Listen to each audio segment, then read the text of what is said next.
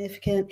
Hey, greetings, everyone. It's Naomi Wolf of DailyClout and Outspoken, and I'm here with one of my absolute favorite guests, favorite people, favorite humans, one of the top heroes of our time, and that's Dr. Harvey Risch, Emeritus of Yale. Welcome back, Dr. Risch. Oh, it's so great to be with you. Thank you. So, Dr. Risch, I always love reading his bio. I never want to skip over it because his credentials are so extraordinary. He's professor emeritus and senior research scientist in epidemiology, chronic disease. This is his bio from Yale School of Public Health. Dr. Harvey Risch is professor emeritus of epidemiology in the Department of Epidemiology and Public Health at the Yale School of Public Health and Yale School of Medicine. He received his MD degree from the University of California, San Diego, and PhD in the mathematical modeling of infectious epidemics from the University of Chicago. After serving as a postdoctoral fellow in epidemiology at the University of Washington, Dr. Risch was a faculty member in epidemiology and biostatistics at the University of Toronto before coming to Yale in 1991. His research interests are in the areas of cancer etiology, prevention, and early diagnosis, and in epidemiologic methods. He's especially interested in the effects of reproductive factors, diet, genetic predisposition, histopathologic factors, occupational environmental medication exposures, infection and immune functioning in cancer etiology. His major research projects have included studies of ovarian cancer, pancreas cancer, lung cancer, bladder cancer, esophageal and stomach cancer, and of cancers related to usage of oral contraceptives and non-contraceptive estrogens. Thank you, Dr. Risch. Dr. Risch is associate editor, I'm not sure, yeah, this is current, of the Journal of the National Cancer Institute, editor of the International Journal of Cancer, and for 6 years was a member of the board of editors, the American Journal of Epidemiology. Dr. Risch is an author of more than 400 original peer-reviewed research publications in the medical literature, and those research papers have been cited by other scientific publications more than 57,000 times. Dr. Risch has an H index of 117, meaning he's one of the top cited scholars, is a fellow of the American College of Epidemiology, and is a member of the Connecticut Academy of Sciences and Engineering. And just before we jump in with a very important headline, which has to do with research coming out of Israel, I just want you to reflect for a moment on Dr. Risch's bio and the bio of someone like Dr. McCullough, both of these men who've been such leading lights in the real science debate or resistance to the fake science of the last 4.5 years, are how can I put it? They're not people aspiring to be at the top of the mountain intellectually. They are the mountain. Like, they are the editors. They are the most cited scholars. They are making decisions about other, whether to publish other peer-reviewed work.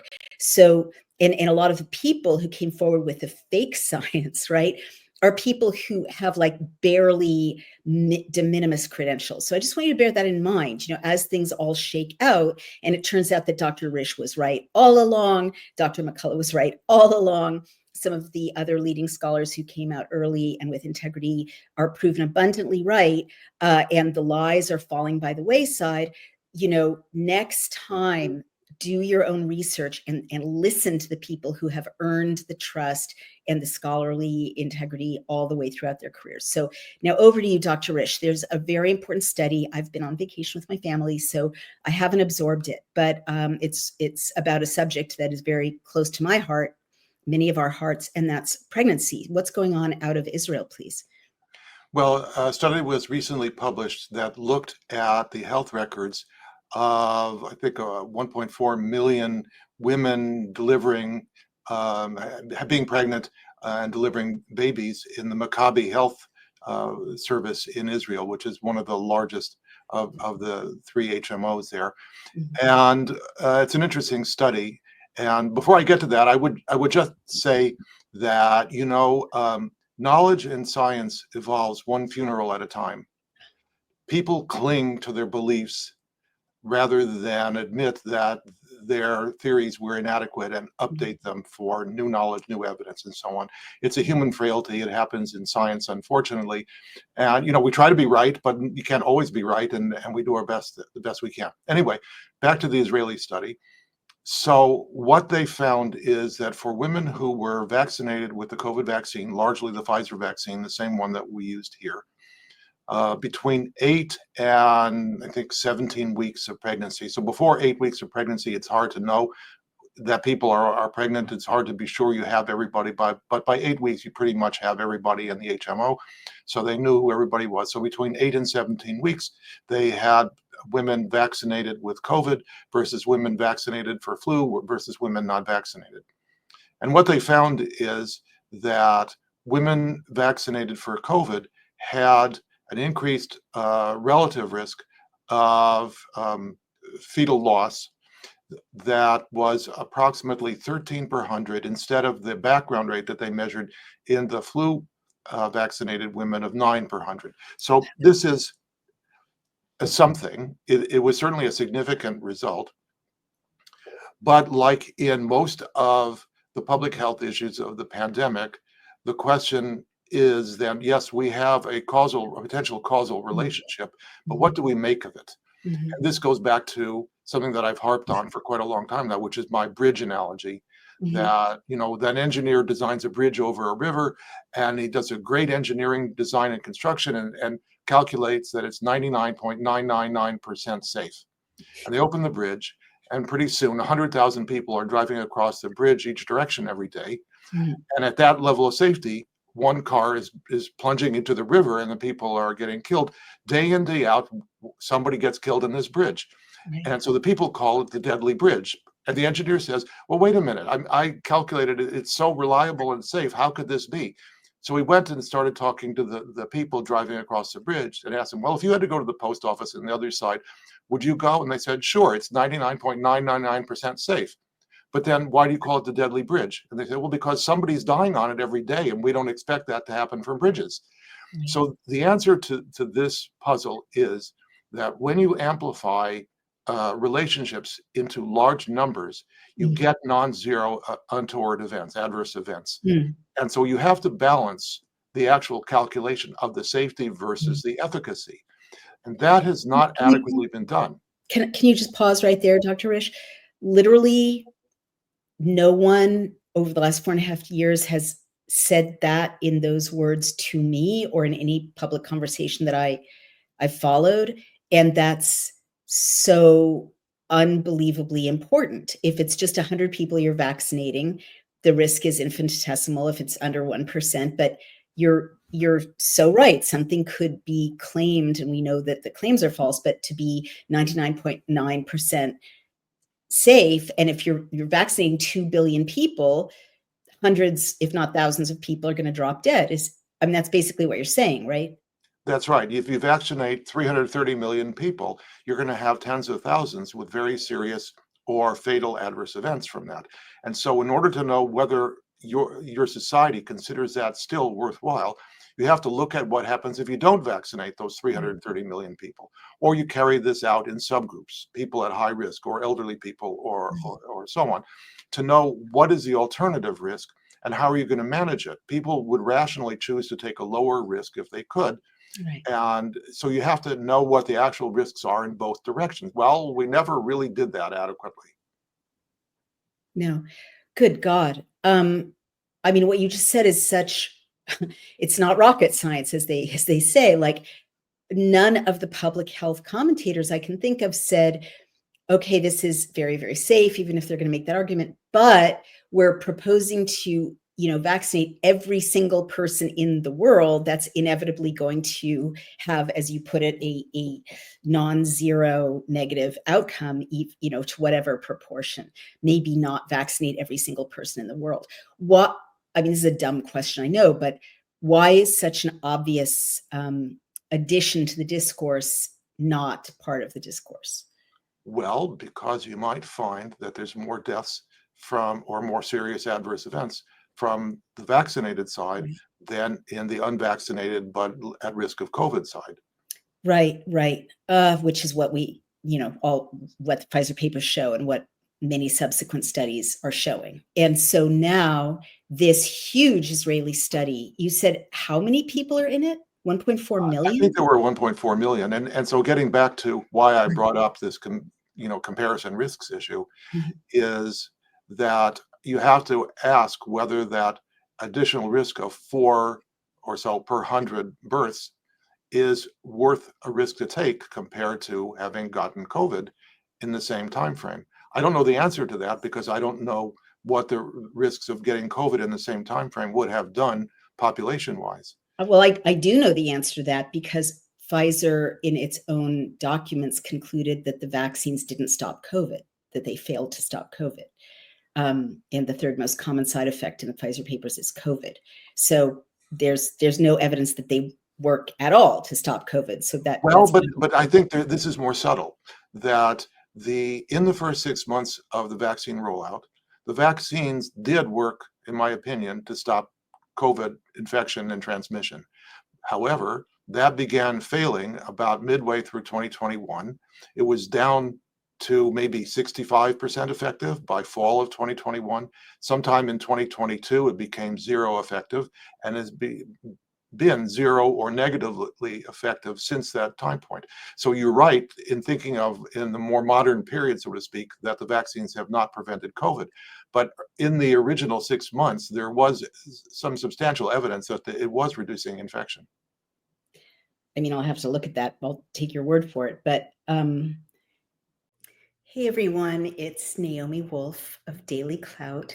Have you ever wondered why your brain can feel foggy even when you're eating clean and exercising? It might not be burnout, it could be parasites. Groundbreaking research from Dr. Alan McDonald reveals a direct link between chronic parasite infections and neurological diseases, such as multiple sclerosis. Parasites can cause inflammation, nerve damage, and long-term cognitive decline. More reason to do a full body cleanse at least once a year. The wellness company has a solution for you, ivermectin and mebendazole, the gold standard parasite solution, now combined in one cleanse combo, designed to eliminate harmful invaders and support your immune system naturally. Medical grade, not some trendy herbal gimmick. Fill out a quick intake form and you'll get a 3-month supply shipped straight to your door. MAHA is officially here, and the wellness company is making hard to get medications digitally accessible so you can live your best life. Head to dailyclout.health and use code DailyClout to save $60 off plus free shipping on all orders. Cleanse your body today. Get rid of parasites today. Thank you. Okay, so you're saying even if that is the case or there's evidence for that, well, you're saying we need to weigh that evidence against the risks of taking the vaccine if you're a pregnant woman. And I'll just withhold a response to that because I'm so persuaded by, Pfizer's own conclusion that it didn't work to stop COVID. But, I don't know what other variables there were at that time but let's leave that for another rabbit hole or another conversation. Let's go back to this Israeli study. This study was presumably in 2024 or 2025, correct? Like pretty recent? I've forgotten exactly when the period was that they did this. It might have been earlier, although I believe they had the first booster also analyzed in the study. So it was in that period. So that would have been well into fall of 2021 and into 2022. Right. And Israel, to remind everyone, is kind of, I felt like the petri dish of the rollout of the vaccination project. I don't know what is in the contracts with Pfizer to have, handed over the people of the state of Israel to such an extraordinarily unethical experiment. But there was very rigid, there were rigid restrictions like green pass restrictions on the people of Israel. They couldn't, in some cases, shop for groceries or sit on beaches, or, there were like punishments for not getting vaccinated. People's lives became unmanageable. I'm not asking you to agree with that. That's sourced from our correspondent who was in Israel at the time and other people in the health freedom movement in Israel. And there was also just huge government pressure, propaganda, spokespeople, the whole healthcare service, enlisted in the effort to get this mRNA injection into the population of the state of Israel. And so now, fast forward, there's this gigantic study out, and Maccabi is a giant HMO, as you point out. In other words, it's kind of a gold standard study. It's not a marginal population. It's not a small population. It's not a, not real scientists.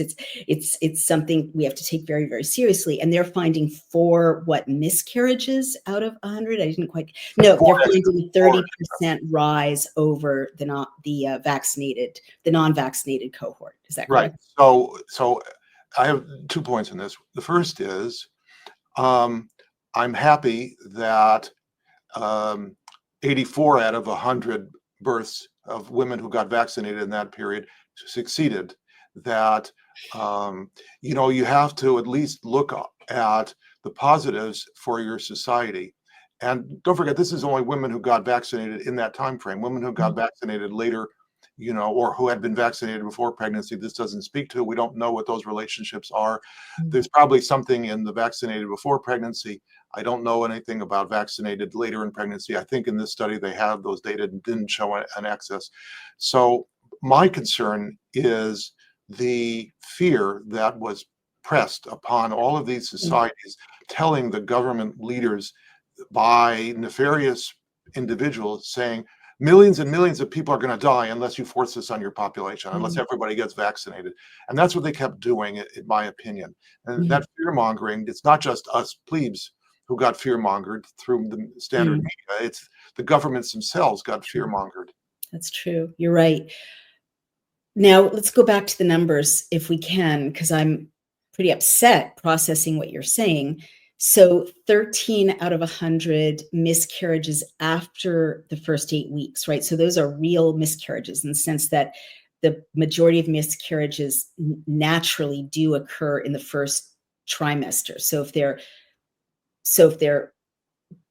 It's that percentage that's a statistically significant number in, getting toward the second trimester. I mean, those are, how can I put it? In the second trimester, toward the second trimester, you're less likely to miscarry. So that's very big news that there's a statistically significant rise toward the second trimester. The other thing I just want to remind people is losing your baby 2 months or more into a pregnancy is far more traumatic and medically dangerous than losing a pregnancy in the first 8 weeks. I'm just going to note that. So do you want to respond to that, Dr. Risch, from your own perspective? That is true, but people think that in modern medicine, everything is more or less safe. The pregnancy should be safe and successful and so on, but it's not. It's a crapshoot. There's so much chance. And we know that there's a background of 8 or 10% of pregnancies that fail, these spontaneous miscarriages, for no apparent reason. The most likely reason is there's some genetic defect in the fetus that nature doesn't want to bring that to term because it's going to fail. And it's better not to have to raise a child that has no chance at real human life because of such a severe defect. So nature takes care of that for us. But we see that as a failed pregnancy, which is traumatic to mothers, in fact, to both parents. And so, but that's part of life that we face. And so at 9%, say, for a background rate, this moves the needle up to 13%. So that's an appreciable, increase. But as I said, it's not so terrible that it's not, collapsing the society. It's just something that there should be some reckoning with. And the fact that this was denied to us by everybody who demanded that such women get vaccinated anyway, those people need to be held accountable. Well, certainly. I guess I would push back a bit, because to me, 4 more, miscarriages or, dead fetuses, depending on what stage you're at in the pregnancy, then without the intervention per 100 is a lot.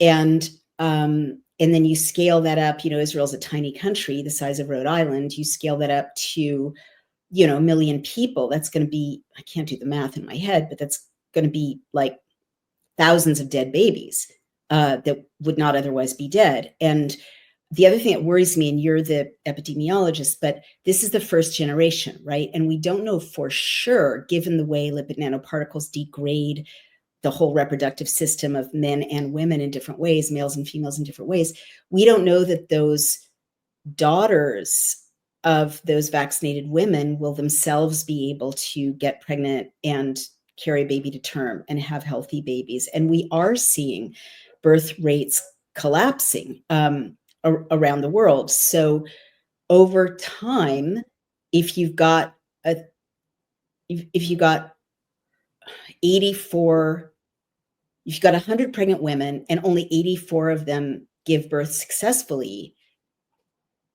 isn't the population going to collapse eventually? Because then the next 84, maybe they'll recover and replace themselves, but maybe they won't. And in any event, the population will shrink by an additional 4%. Well, yes, but there's a lot of other factors that go into the survival of populations, and chosen family size and the economics of family size is a much bigger factor. Most Western democracies, the people, because both spouses are generally working, they're finding it harder to raise children and more costly to do so. And so they're having smaller completed family sizes. The only place I know that's a Western country where this isn't happening is Israel, which has an average about 3 completed family size per family, rather than 1.7 here. Wow. Well, let's just look at the 1.7. I mean, if we're down to 1.7 children for every couple, if we don't reverse that, aren't we going to disappear eventually? Seriously. Well, but that is true. I was just hypothesizing about the 1.7. It might be 1.9. I'm not sure exactly what. I was just in Iceland, and they've gone from 2 to 1.9 to 1.7, now down to 1.5 after the rollout of the vaccines. So there are. I'm just asking, like, I was an English major, not a math major, but isn't it the case that if you reproduce only at 1.5 per 2 parents, eventually, if you don't course correct, you won't have enough population to sustain a society? Well, yes, and you won't have enough population to pay into Social Security to sustain your retirees. And that's why countries like Japan have started admitting more immigrants, and same with Europe and so on, for the very reason that they want more people in their societies to take over the roles that basically the modern educated people don't really want to do, and having made fewer children need to get done anyway. Got it. Well, that's the argument, right? But there, apart from Hungary, I don't see a lot of countries incentivizing, Israelis or French people or British people to, make it easier for them to reproduce. There's just a giant immigration open border policy throughout the Western world, including, it's interesting that Japan is going that direction. It's such a homogenous culture, but yeah, in Iceland, the, globalists were saying to them, you're going to be extinct. You have to let in, they were literally saying you have to let in immigrants to have sex with them so you can. If you're like me and you're getting to that age at which your body sometimes just hurts all the time, please listen. Don't reach for another painkiller until you learn about this turmeric hack for pain and inflammation. You've probably already heard that turmeric is being used to fight inflammation and joint pain, but not all turmeric is created equal. Regular turmeric powder in your pantry will help you a little, but a leading pain doctor from Connecticut discovered a special turmeric extract that is 200 times more powerful than what you find in standard turmeric. And when he shared this turmeric secret with his patients, the results were extraordinary. This turmeric extract attacks pain at the source, turning it off like a light switch, so that pain not only often goes away, but stays away. Dr. Josh, the brains behind it all, has spent 20 years helping hundreds of thousands of Americans finally break free from constant aches and stiffness. And his turmeric hack has been the backbone of their success. So don't engage, if you can avoid it, with expensive surgeries, pain injections, or inefficient over-the-counter medications with side effects. Greet pain-free living. It's incredible stuff. I started taking it regularly, and I really did notice a difference. Again, you can't just take any old turmeric. If you want to learn more about Dr. Josh's turmeric secret and the exact method for how to use it in your routine, go to goldenrevive.com/DailyClout. The link is right below this video in the description. Click on it and start your journey toward a pain-free, healthier life. Have babies. Seriously, it's effectively, we're saying that you're going to die out if you don't marry immigrants and have Well, the reason Israel is succeeding is because the society is 70 or 80% traditional and religious, which has a value of procreation as a religious value, and so that's why they're having more children. Is it actually 70 to 80% traditionally religious now? Traditional or religious, yes. I did not know that. That's So a the shift. Sephardim, for example, are 50% of the population is largely traditional. Right, and they have as many babies as God will send them, right? Well, they're modernized too, but still they have a value of having larger families. Right, right. Wow. So what is Israel doing with this information? I mean, this pretty much looks like a smoking gun, right? Are they talking about taking this injection off the, recommended schedule, or, prosecuting the people who rolled it out, or what's the fallout there? Just discussing it scientifically, or is it like a black hole kind of study? I think it's probably the last mentioned. I think that people don't want a reckoning. The people who are responsible don't. They want to put it in the past, and even though they failed largely as public health experts because they let their emotions carry their rational decision making based on faulty evidence that either they didn't recognize was faulty or they knew was faulty and covered up.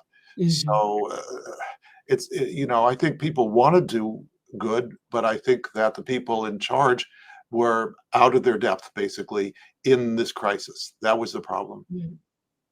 Yeah. I mean, again, I don't mean to be arguing with one of our dearest friends, in a stubborn way, but in your entire career as a, master scholar of epidemiology, are there other experimental injections or protocols that it has been ethical to roll out on pregnant women? Not to my knowledge.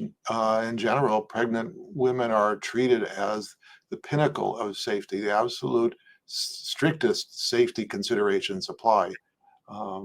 And that seems to have been pushed to the wayside, like almost everything else in how we normally respond to medical issues through the pandemic. Yeah. So, I mean, I'm not surprised that that's your answer. I mean, that's my understanding as well from a layperson's perspective. And from that point of view alone, to me, what was missing was people who, might have been frightened, might have been intimidated, but who knew that in a 50-year career, pregnant women had been kept out of experimentation and said, let's wait, pregnant women shouldn't be experimented on. This is an unknown. The safety for everybody else. That's right. Yeah. So you have a reason to think that it's safe. That's right. Or really think that it's safe. Right. And what about in your world of epidemiologists? Is there, and I ask you this every time I interview you, every few months over the course of a couple of years now, but is it now common knowledge among epidemiologists that this vaccine was a horrible mistake, and that the guidance from the top during the lockdowns was one set of misjudgments and lies after another? I would say no. I would say that the problem is that public health is largely infused with political beliefs.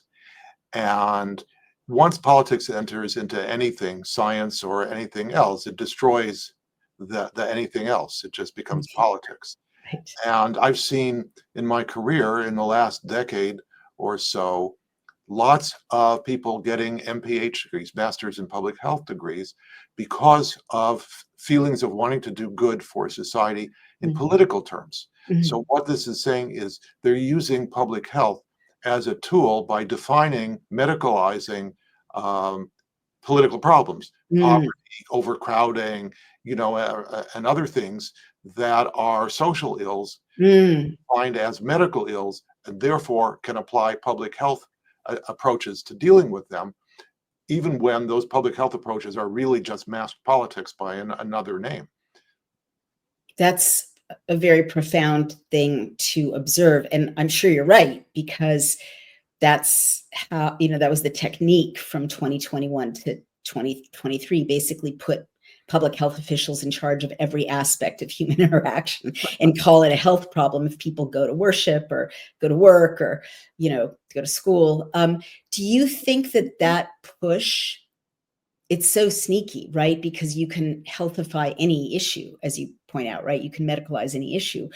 Do you think that's why there's such a lot of kind of focus on mental health, in a very ill-defined way right now? Like if you call, discrimination a health issue, or you call people being farmers a mental health issue, using technology a mental health. Do you see what I mean? Or being like, oh, those Trumpers, they must be insane. I mean, there's I'm seeing a big effort, especially in schools, to roll out mental health as a policy agenda, to kind of make whatever you do in the name of fixing public health okay. Or is that not something you're seeing?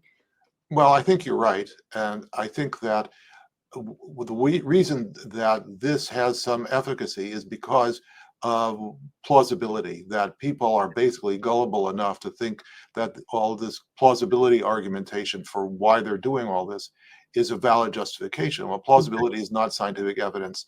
And that's why I became an epidemiologist, because I need actual empirical human scientific evidence before I draw conclusions about the way things work, the way nature works.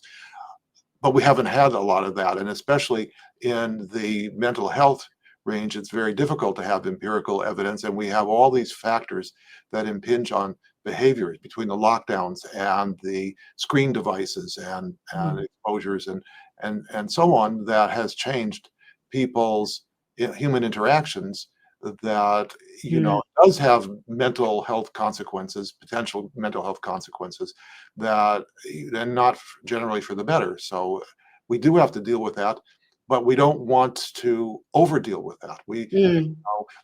This again gets into a values judgment range of, in my grandparents' generation, none of this stuff mattered. What mattered is whether you worked hard and did what you could with what you got. And and it would have been a total luxury to think, well, how do you feel today about working hard? Well, I don't like it, but I have to do it because that's how we survive. Right. I'm just imagining, my grandparents' generation, like that generation being faced with the question, like, what's your anxiety level today? What are you talking about? Right. I mean, were they made of tougher stuff than us? Not really, but they had life experiences that hardened them to dealing with what they thought were much lesser issues when the hard issues had to be dealt with. Right. We in our society now have so much easier life in general and standards of living that we've devolved into anxiety about much smaller things compared to what they faced. It's absolutely true. And the vocabulary keeps proliferating, right? Like FOMO, or like fear of missing out, or there's shades and shades and shades of dissatisfaction that the culture kind of teases out, for people to latch onto and consume, which I think you're right, generates like mental health issues in itself. Well, I can just say one other thing. Yeah. That in my some behavioral mental health things that are not really organic, as the psychiatrists say, reflect a balance of expectation and accomplishment.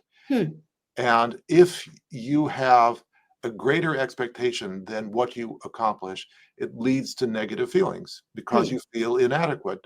So expectation is something that you learn. It is not, you weren't born as a baby with expectations of what you would get in life. You had to learn that along the way somewhere. That's right. And how we balance expectations with reality is a value judgment that people may or may not learn in becoming mature in adolescence and young adulthood. And so that mismatch also leads to a lot of mental dissatisfaction. That's very profound, and very persuasive. I think you're 1,000% correct. Well, let's go back to what you're seeing now in the kind of landscape. Do you feel like the new administration and RFK Jr. and friends of yours running, NIH and major agencies having major voice, the wonderful Martin Kulldorff on the ACIP panel. Do you think this sort of change of the guard is going to be able to restore, what RFK Jr. calls gold standard science? I think I'm optimistic that it will have beneficial effects on that. And I'm pessimistic that there's still a lot of entrenched people who are really controlling the day-to-day levels of things, who are very difficult to pry open and get to change or be replaced. I think this is a very deeper problem than just the people at the top, meaning the ACIP panel and all the heads of the institutes and all, that level of things. Those people are very well-meaning and good scientists and know what independent evidence is, as opposed to what they've been manipulated to approve from all of the pharma influence of the past. But I think that's only going to go part of the way. So I think Secretary Kennedy is doing quite well, actually, with what he has to work with. He is in a situation where he has to balance what he can achieve with what he can operationalize. And so we know that there's factors arrayed against him, not just the main media, but a lot of pharma and so on. And yet he's still doing things that I would call in the more low-hanging fruit, the more easy to do kinds of changes that he's saying. So, for example, improving food nutritional safety and quality and so on. And in fact, it got me to thinking about seed oils, cooking oils, and so on. And I posted this on my Twitter and Telegrams, a table of various commonly available culinary cooking oils and their component of saturated fat, linoleic acid, and smoke point, meaning when they burn, so people can make better choices about using healthier oils in daily life. And so manufacturers eventually could get the point that if they're using corn oil, it's not doing public health any benefit. They should be using high oleic safflower oil instead, even if it costs 2 cents more a product.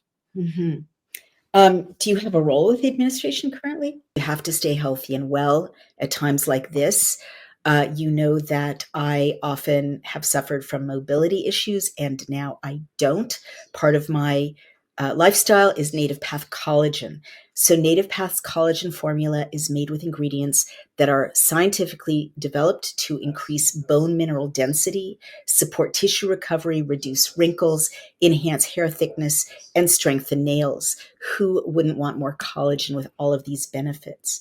So right now, when you visit getnativepath.com/DailyClout, you can stock up on Native Path collagen for up to an incredible 45% off today, plus free shipping. Every order comes with a 365-day money-back guarantee. You can try it risk-free today. It is a single ingredient formula with no fillers, additives, or artificial sweeteners, and it's third-party tested for heavy metals, which makes sure that it is pure and safe. It's flavorless. You can add it to anything. I add it to my oatmeal. You can add it to coffee or smoothies. Its formula makes it more bioavailable, meaning it's absorbed more easily and mixes without clumping. And the best part is Native Path is offering amazing bundle deals, 3 or 6 packs at a fraction of the price of other brands. With over 4 million jars sold, 1 million happy customers, 8,000 5-star reviews, and a 365-day no-risk guarantee, Native Path is a trusted choice, and they offer an 800 number. You can ask any question. A real person is waiting to help. You can join a private Facebook community. I love these people. Share recipes, success stories. So that's getnativepath.com/DailyClout and start your experience of transformation today. No. Would you serve if you were asked? Yes, I would certainly, if I could make, an improvement in some function of what needs to be done for everything that we've worked on for the last 4.5 years, then yes. Well, I, for one, the day cannot come too soon when Dr. Risch is asked to have a leading role in this administration. I mean, that would be really good for all of us. Well, what do you see epidemiologically then, or as the biggest public health concerns in the years coming up, or in 2024 in America? Well, I could have answered this question 5 or 10 years ago just as well as I can answer it now. What we've seen in COVID, as draconianly bad as it was, doesn't pale to the big ticket item that our society takes for granted, which is tobacco-related deaths. Really? That Wow. smoking kills 500,000 people per year, year in, year out. And the government knows this. And I hope I don't offend anybody who I want to like me, but the point is that those 500,000 people are dying 10 years on average earlier than they would have at a time when they're collecting Social Security. The average Social Security payout is $20,000 a year. So you multiply 500,000 people times $20,000 times 10 years, you get $100 million a year that the government saves by those people dying early. They would have to raise taxes to raise that $100 million a year on everybody, and they don't want to do that. That wouldn't improve their election chances. So this just sits there. And in fact, Congress passed a law saying you can't take nicotine out of tobacco products. What? That's correct. It's a congressional law. It doesn't say that you can't lower the amount of nicotine. It just says you can't take it out.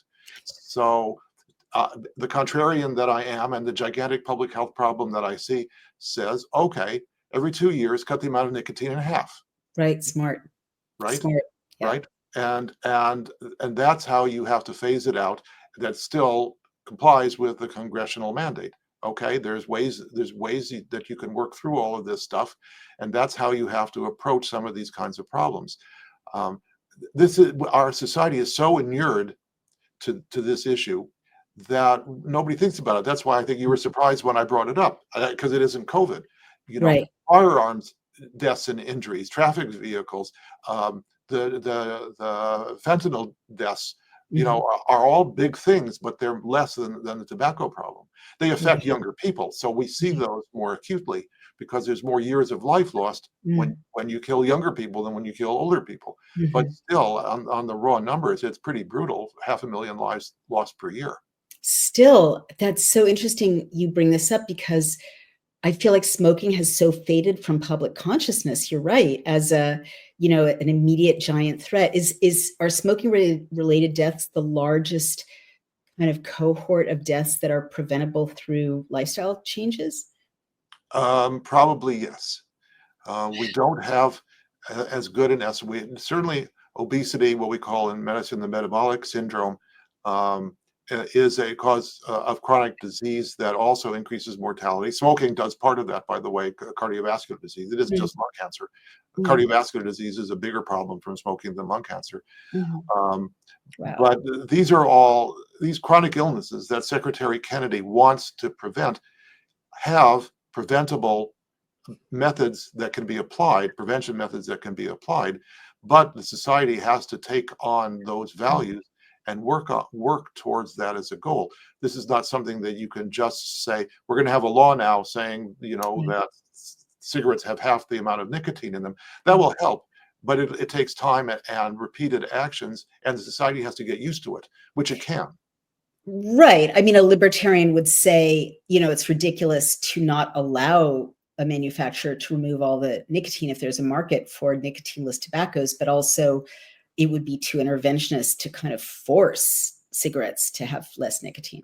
Well, the counter argument to that is that we human beings have addiction as part of our biology. That we are addicted to breathing, we're addicted to food, we're addicted to our needs. Our body craves those things when they're absent. And so this addictive aspect of our physiology extends to other particular chemicals and behaviors. So nicotine is a prime example. If manufacturers trick people into starting and getting addicted, it's not informed consent. It's not free Mm, will.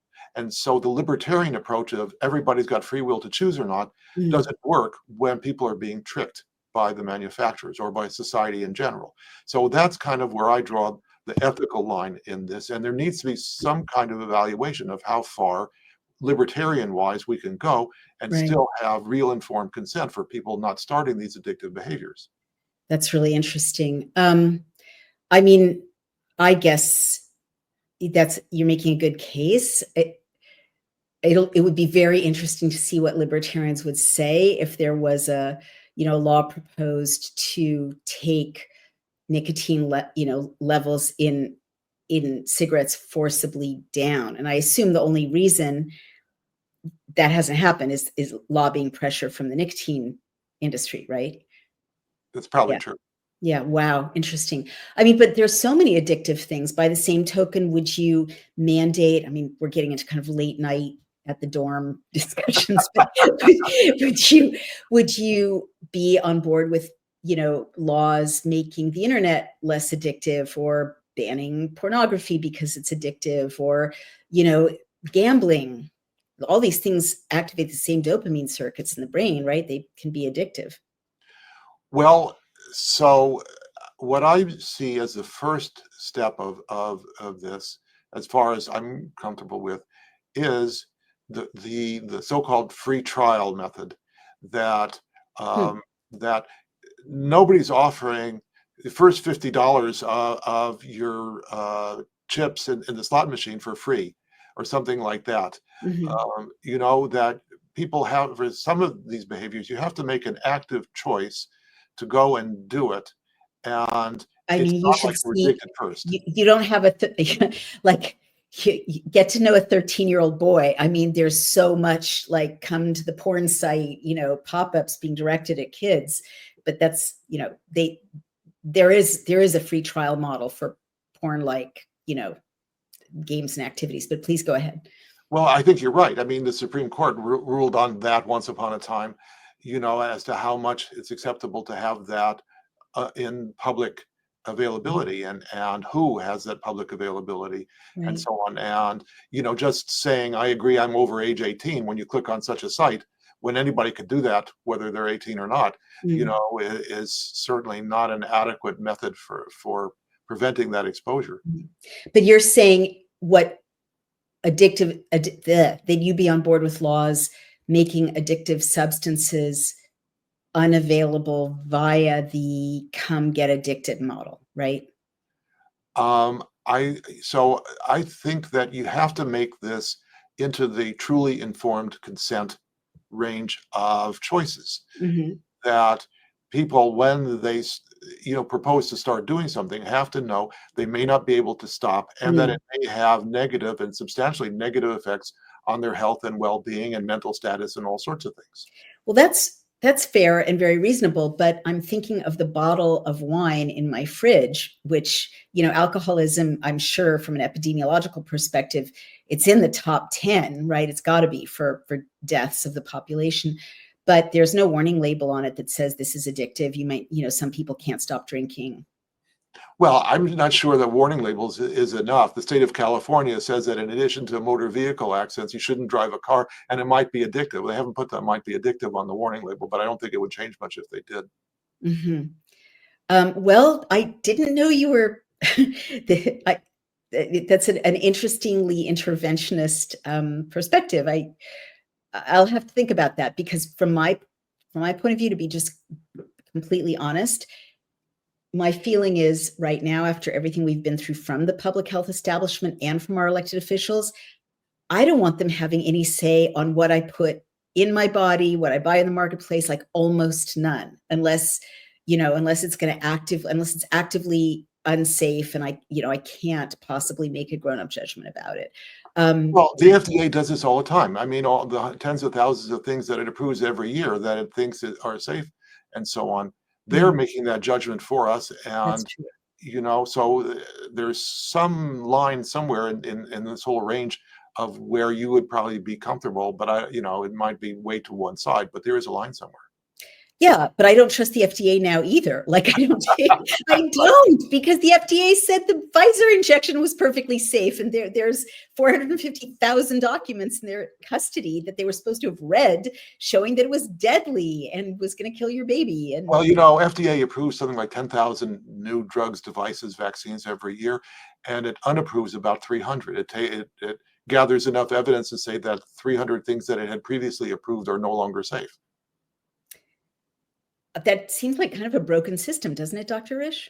Well, you know, you don't have perfect knowledge when you do these approvals. So the question is sensitivity and specificity to the right decision. And that's a public health consideration. But again, it's a balance like we were talking about before. You have to draw an imperfect line somewhere, and 10,000 versus 300 doesn't seem too bad to me. I mean, but that we've never been not on the same page mostly before. But that presumes that the 10,000 actually were safe. But I've been looking into the side effects profiles of so many drugs that are prescribed that got FDA approval, and they're not safe. They're horrible side effects. I agree with you, but that's not exactly the issue.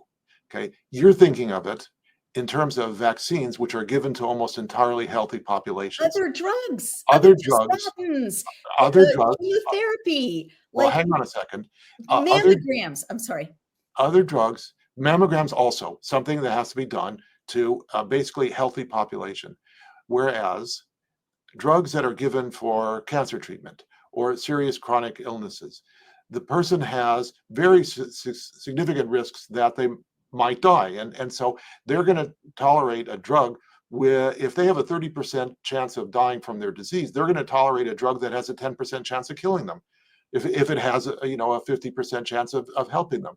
Mhm. So the toleration of risk changes completely on what it is the person has that they're coming to before they use this. I totally concede that to you, Dr. Risch. I'm really thinking of drugs for non-lethal conditions where there are, many natural or herbal or traditional remedies that don't have those side effects but have comparable outcomes, like turmeric and painkillers.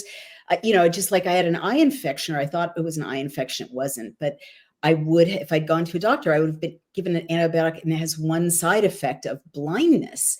As to your point earlier, it might be 1 in 10,000, but if 10,000 people take it, one will go blind. Whereas, green tea in a tea bag pressed to your eyes is antibacterial and doesn't have a 1 in 10,000 risk of blindness. So, well, do we know that? I mean, it might be 1 in 100,000. I mean, same for the eye drops.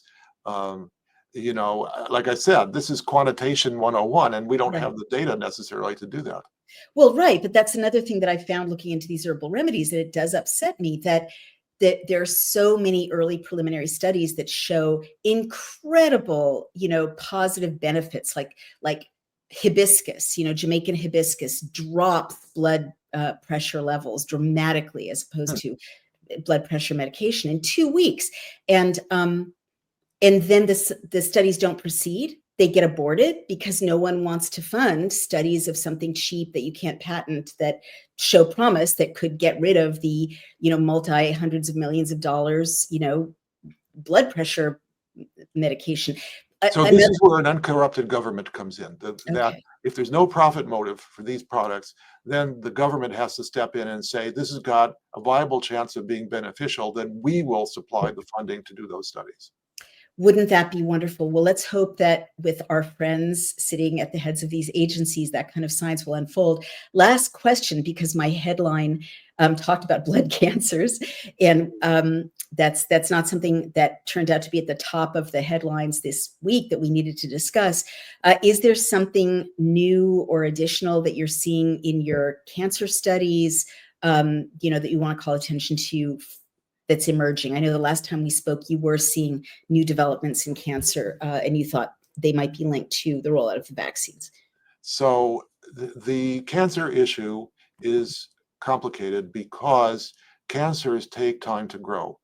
And the reason I suggested focusing on the blood cancers, leukemia, lymphoma, Mhm. is because they're the shortest latency time, that they're detected either from symptoms or blood tests. Mhm. You get your blood drawn, and the tech puts it in a centrifuge and it spins it, and they can see the buffy coat, the little white layer between the red and the clear, is more than a millimeter thick. They know there's something going on immediately. You don't have to do any lab work other than that. And so these are generally detected reasonably quickly. And so the latency is 2 to 3 years for those. So if there's something that was going to happen, you might expect to see increases in those cancers. And then it takes time to compile enough people with those cancers and inquire as to their vaccine history, their COVID history, and so on, and do a proper study. That hasn't been done to my knowledge yet. So we don't really know. We're still in the anecdotal phase. The other possible thing to look at would be recurrence of breast cancer. Breast cancer after initial treatments tends to go into hibernation and stick around, in some cryptic sites, foci somewhere in the body for 10, 15, 20 years before it recurs. And so that if the vaccine, or COVID for that matter, had an increased risk of recurrence, that could show up within a year or two also. So those are the things that would be expected to be looked at. No real studies that I know of. Some Australian doctors have said they've been seeing increases in blood cancers and breast cancer recurrence. But there's a couple strange things. First of all, one would not expect to be seeing colon cancers, an increase in colon cancers right away. Colon cancer takes 30 years to go from the first deranged cells, cancer cells, up to diagnosis. Maybe a little shorter if you do colonoscopies and so on, you detect them earlier. But still, 20 to 30 years is a long time. We're not going to ever see that, in our lifetimes from studying what happened during COVID. Right. Except for the fact that there have been what have been called these turbo cancers that people have claimed have been colon cancers. Even familial colon cancers still take 15 or 20 years to grow. So these turbo cancers have to be explained in some way. And the second thing is that studies that have looked at cancer rates before COVID, during COVID, and during and after the vaccine rollouts, that are showing increased cancer risks in general, starting about midway in 2021, have to explain how such a short latency could produce measurable increases in cancer. And there's no physiologic mechanism that I know of where that happens so quickly. So it's uncertain. We're really in uncertain territory at this point. It will take another 2 or 3 years if people start doing studies. I would strongly favor to start looking at some of these things. We can do case control studies. The HMOs can do studies to look at what's happened in their membership to see some of this. Well, thank God for people like you. I am so sorry we've come to the end of our time, and forgive me for glancing up. The Uber has arrived, but I could talk to you forever. So where do people find you, Dr. Risch? If you Google Risch, R-I-S-C-H, and Yale, you'll see my Yale webpage. It has a Twitter link, has my Telegram link, and my whole biography is there too. What an honor to speak with you. And everyone go to dailyclouthealth.com/TWC for 10% off the DailyClout Wellness Company products. They're our wonderful sponsor, and it's because of them that I get to talk to heroes like Dr. Risch. What an enlightening conversation, and it's so wonderful to have friends with whom you can admire so much and have a free and frank exchange of ideas. It's been a lot of fun. That's right, and we don't always have to agree in order to have fun. That's right. Isn't that wonderful in a democracy? It's so nice to have that. Well, take care and give my best to everyone, and we can't wait to talk to you soon. Bye-bye. Thank you.